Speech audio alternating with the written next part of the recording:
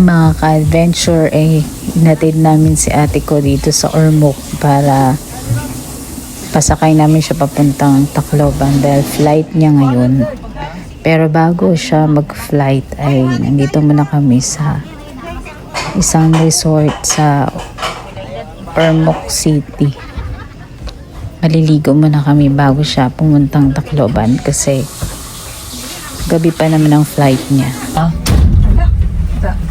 Sige. Isarahan kita. Ibili nila ako kung bagta. Sarado Oo, man eh. sarado na.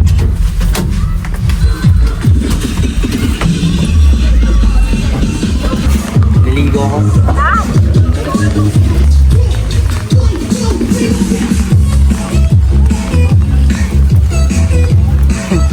Ligo na sad.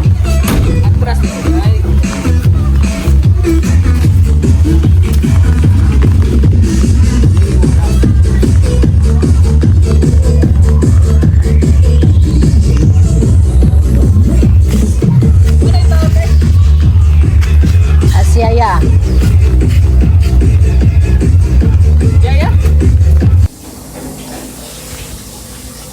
Punta tayo doon sa cottage nila. Maliliit lang yung mga cottages, mga kubo-kubo nila. Mababa lang, parang para sa maliliit na tao.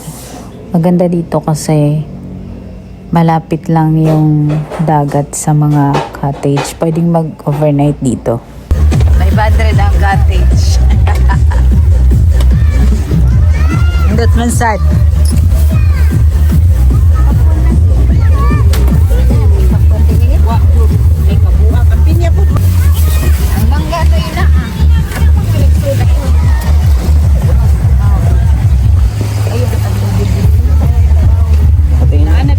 Teka lang. Mag-picture. Kuhaan mo isa itong Namamasyal. Kaya o siya.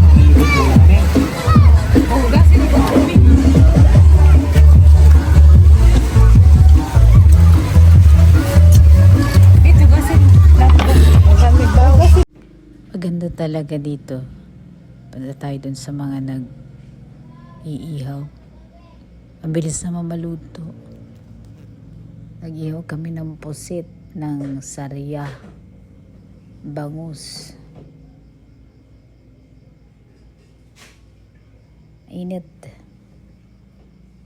May babala dito para sa storm surge. Okay. Mabilis lang talaga dito pag nagka-tidal wave dito. Mas malapit lang sa dagat.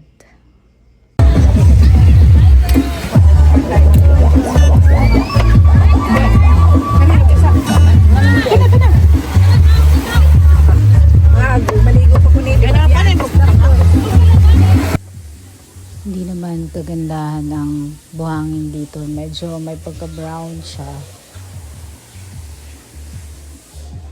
Pero maganda yung area na to kasi hindi siya malalim. Mahaba yung pwedeng pag-swimming ng mga bata, safe siya. Ayun o, ganito ang buhangin nila. Medyo black siya. Medyo may pagka-black yung sun. Ito, tapos pag nagsaswimming ang mga bata, safe kasi mababantayan. Kasi malapit lang yung mga cottage doon sa paliguan. Marami rin nariligo. Fiesta ngayon ng Ormoc City, June 29, 2026. Wala naman masyadong naghahanda. Andito sila sa beach. Dito sila nagsaselebrate ng fiesta. Dito kami sa dulo kasi hindi masyadong crowded. Kami lang tao sa dulo. Busy ang mga people sa papapayan ng mga pagkain. Sausawan, kinilaw na fish. Yan o, fresh na fresh yung isda. Kinilaw. Lagyan ng garnish.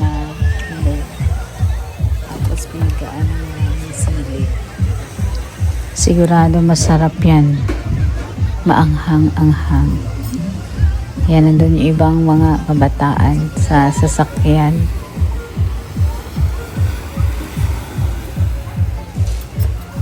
Low tide na siya, low tide. Pa-low tide na. Kapag high tide siya, abot hanggang doon sa kubo, sa cottage, yung tubig.